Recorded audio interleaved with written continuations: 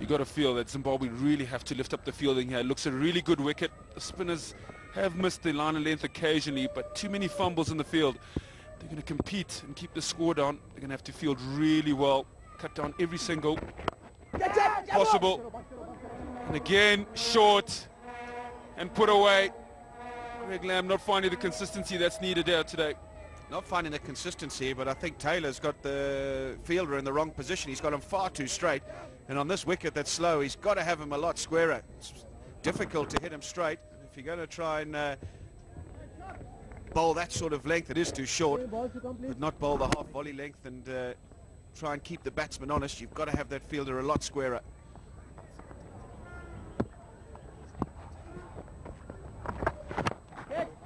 Gone for the big shot and he's hit it well. The one bounce and over the rope for 4. Yunus Khan continues on his merry way. Excellent shot. This is the first boundary since the 16th over. Very good cricket shot. Good use of the feet. Kept his head down. Brings up the 50 partnership as well.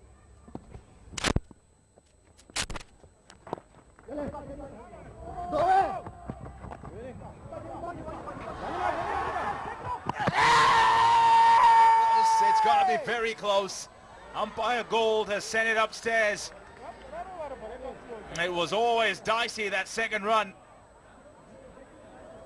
Malcolm Waller is the man to throw the ball in. This will tell us. The throw is pretty good.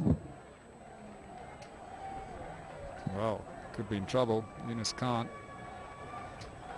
And he is. He's in big trouble. He's batting so well and took the dicey second run and it wasn't there. There's the red light flashing. He's got to go back.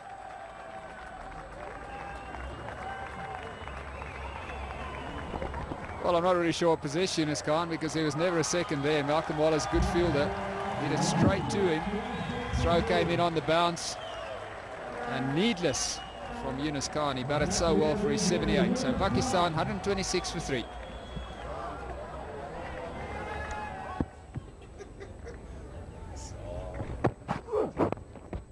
Oh, what a catch! That is outstanding from Tatenda Taibu.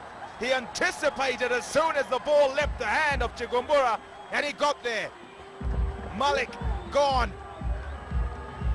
Well, Malik too far across. He walked across his stumps looking to play into that leg side area, but he went too far. And it was a healthy edge. Easy decision for umpire Gould. It's a thick edge. Good catch by Tatenda Taibu in the left hand. So that is another breakthrough and another important one. Malik on his comeback, gone for 2, 129 for 4.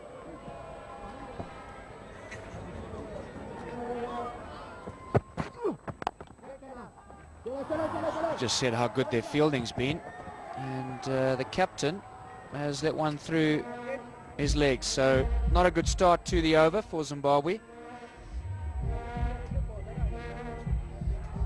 The captain will be pretty disappointed with this effort. He's got to lead them into action, inspire them, and that hardly was an inspiring effort.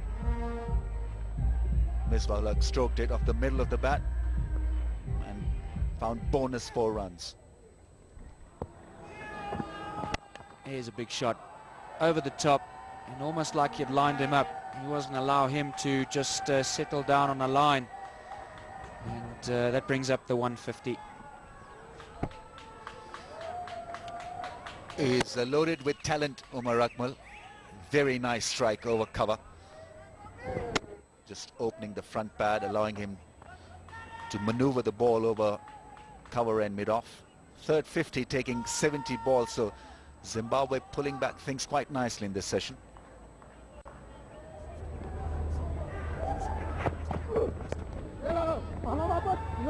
Goes fine down the leg side. Could well get to the boundary for 4 and does, so 2 straight. Losing it a little bit in this over. Elton Chigumbura have been really exemplary with his line and length, and on 2 occasions now in 3 balls he's fallen away straight down the leg side, and he's paid the price this time.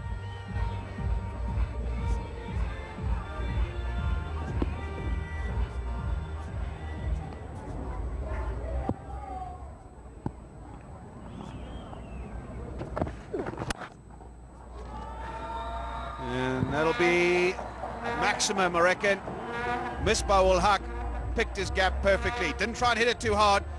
Just gave it enough with the bottom hand to get it over the ropes for 6. Well, we thought Umar Akmal be the one to do it, but instead it's Misbah-ul-Haq who decides to open his shoulders. Very, very nicely played indeed. Right out of the middle. Yeah, it was just a little straight, and I think he had eyed out that gap, and if any ball was pitching in those sorts of areas, he was going to give it a full crack. It did, and he needed no second invitation.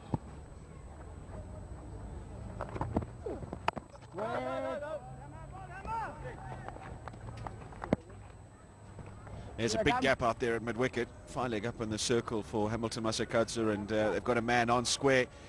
And then at mid-on, I reckon there's 60, 70 metres between them, so plenty of landing area for Misbah-ul-Haq if he wants to have a go in that area. Yeah, cut away, out the middle of the bat, too short, wide from Hamilton Masakadza. And as soon as it got past the man at point, raced away for 4. Well, that cracking cut has also brought up the 50 partnership between these two batsmen, and you just get the feeling that the happy hour has begun. Wonderful stroke, though. Admitted it is short and wide, but the proficiency in which it was put away with was most pleasing. Yeah, amazing how one good over can change the momentum. If you're the batting side, an over like this, and if you're the bowling side, get a wicket or bowl a maiden. And 12 off the over. It's a good momentum turner for Pakistan. 181 for 4.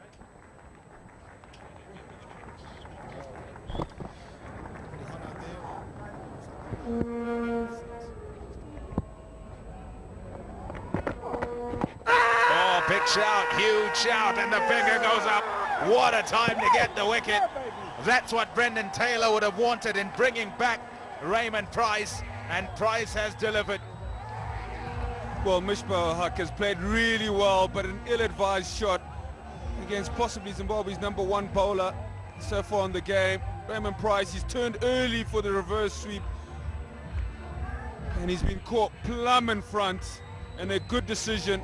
Ian Gould took his time, had a look, and decided in Price's favour, and delighted he is, and so is Zimbabwe. Misbah-ul-Haq goes for a well-played 50. Pakistan 189 for 5.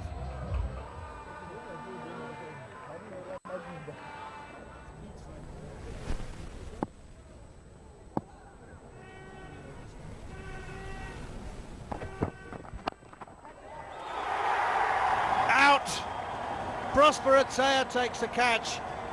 Not a great delivery, but the shot was worse. Well, the change clearly working for Zimbabwe. Brendan Taylor asking his fast bowler to come and present him with a wicket, and what a wicket this is. They've got the settled man out. Picked the ball up early. It was a high ball, a high bouncer, couldn't control it. And so Pakistan slumped further.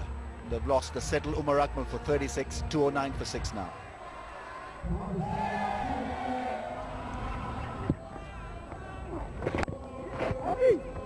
Mpufu with a dive, and that ball beats in for 4. I think that's flirting with risk. You've got to have man in the deep back with square leg.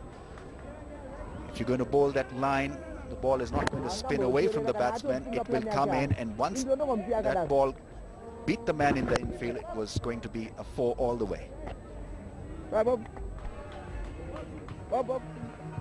Pakistan will be eyeing that 10 runs and over 252 score. I think I'll be pretty happy with that. But the way the last over went, showing the inability of this tail end to play big shots. Oh, like that one he has got hold of. The shorter boundary, and the left-hander has deposited Price over the boundary rope. Well, it's into his arc, so Ray Price is experienced, but he's got to do some thinking here. He can't just lob it up to Tanvir because he hits it a long, long way. So he's going to have to try and bowl full and straight, because that was just right in the arc. Slog sweep played to perfection.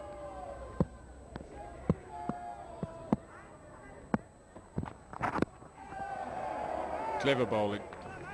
He saw Sahil Tanvir try and jump outside leg stump to give himself room to hit through the offside where there's no protection, and he followed him.